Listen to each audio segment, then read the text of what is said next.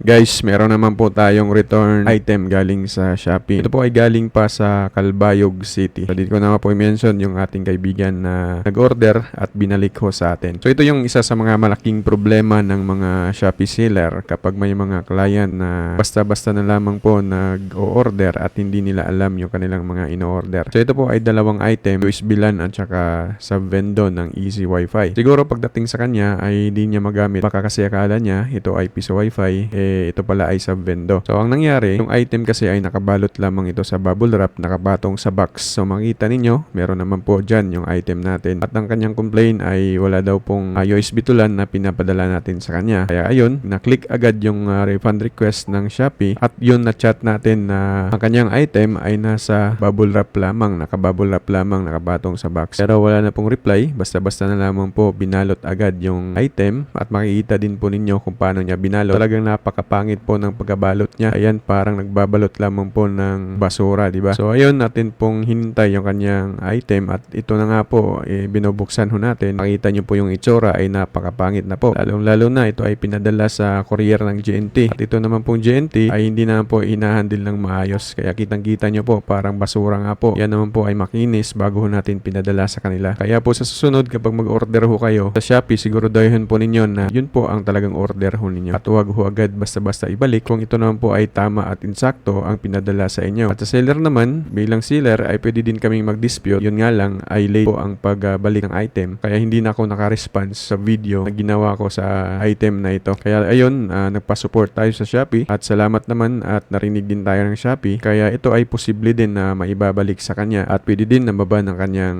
Shopee account, mga kaibigan. Kaya again, shoutout po sa ating kaibigan na taga Calbayog City.